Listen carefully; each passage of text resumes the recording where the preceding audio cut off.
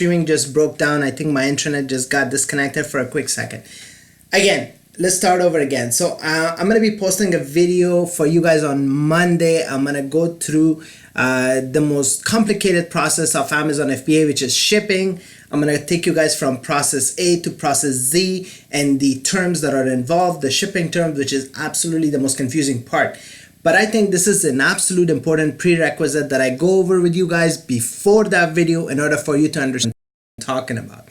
So welcome guys. Today we're going to go over Incoterms. Incoterms are basically international commercial terms that are decided upon by an international shipping community and is commonly used all over the world. Now, the purpose of Incoterms is to figure out who's responsible for payments of what portion of the freight or of your shipping.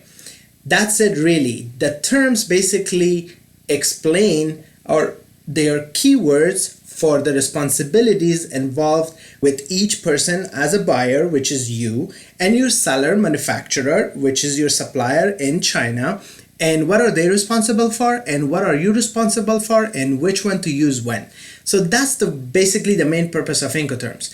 The most three commonly used Incoterms are EXWorks, which is EXW code, FOB, free on board, and DDP, which is delivery duty paid. Now, I've created this chart for you guys. This really explains to you guys who's responsible for what. So let's go over the charges first so we understand what is involved in shipping. Export packing. So this is your supplier packing your product to be shipped. Origin loading. So this is the loading of your shipment into basically from the warehouse to the truck or whatever it's loading to in order to go to the port. Export clearance. So there is a license or a clearance fee for your shipping to go out of country from China. Inland freight to the main carrier. So there is a trucking portion involved that you need to bring your shipment from the supplier's warehouse to the port of loading, which is either an airport or a container port. All right. Origin terminal charges. So origin terminal charges is basically they take care of your container, they place it in certain areas. So that's what really it is.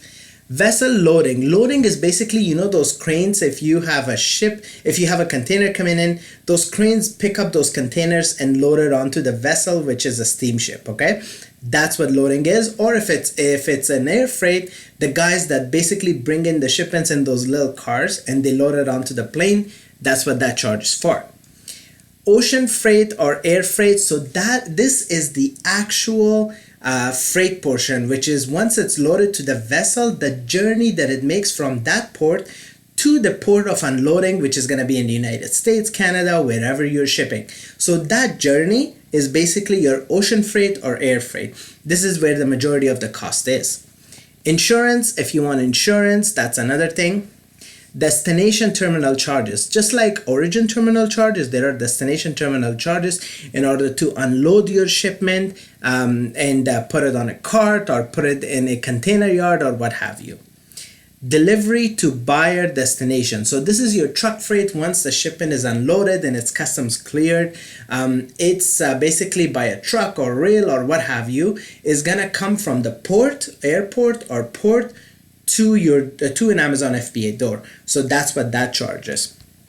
And customs broker clearance fees, which we talked about. So basically, if you're sending a shipment to United States, it has to be, if it's ocean, it has to be cleared beforehand. So that's your ISF. So clearance has to happen. So customs brokers charge normally like about $100 on average to clear a shipment into a country. So they do all the paperwork. They make sure your shipment is classified properly because you got to take care of the duties to make sure that there is a code for each product in the world, which means that there are certain duties associated with that product, which means that your customs broker is an expert to make sure that you have declared it correctly. If you declare it incorrectly, right, there are customs penalties and they could shut down your business if you declare it incorrectly because they feel like you're ripping off duties from them. So that's what that is for. That's why it is always good to use a customs broker who knows what they're doing. So these are the charges. Now let's go through the shipping terms. So you have EXWorks, right, which is Pretty much the seller is responsible just for packing, and the rest of it is all you. You see that? The buyer is responsible for the entire process. So this is almost like 100% your obligation.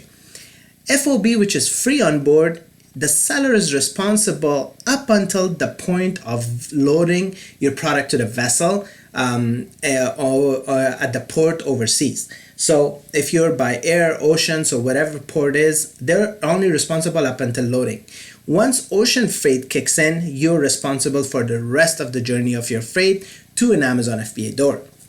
And delivery duty paid, this is the beautiful part. Like, I mean, for beginners, this is perfect because the seller is responsible for the entire thing, as you guys can see. So, which is great, but the suppliers can really charge you a lot of money for this sometimes. So it is a bit more pricey. The price is rolled into with the cost of your product, or sometimes they break it down for you, but it could be a little bit more pricey because of course they want to make money on the entire process. But it's an absolute great way for beginners, because if you don't have experience in shipping, this is the best way to do it. And yeah, these are the most commonly used, guys, like, but there are about over 10 shipping terms, and each one is basically determines who's responsible for which part of these charges. And that's basically it. It's just an obligation chart. That's really what Incoterms is, and who's responsible for what portion of the freight, and that's it. So I hope this explains to you guys, and I hope this will actually help you guys with Monday's video, which I'm gonna go over in a lot more depth and detail, and how it relates to Amazon FBA and which part and all that. So thanks again, guys, for joining me. Have a wonderful, wonderful evening, and I am gonna see you guys tomorrow for another, we're gonna do another live stream on another important topic, which is, I think I forgot it. Hold on, guys. I had it prepared here and I completely forgot. Sorry, guys, 1 second. So we did Incoterms, and yeah, so I'm gonna talk to you guys about what Amazon is doing to some of the 7-figure sellers, which was actually absolute shock and news to me. So we'll talk about that, and it's more of a fun video that I wanted to do, because I know a lot of you guys, I'm not a 7-figure seller. I'm just a couple 100,000, which is 6 figures, still considered 6-figure, I guess. But 7-figure sellers, this is what's happening, and this is what Amazon is doing to them. Just for something to keep in mind for your future when you start selling a lot more and you become a 7-figure seller, hopefully down the road in the next year or so, then you'll understand.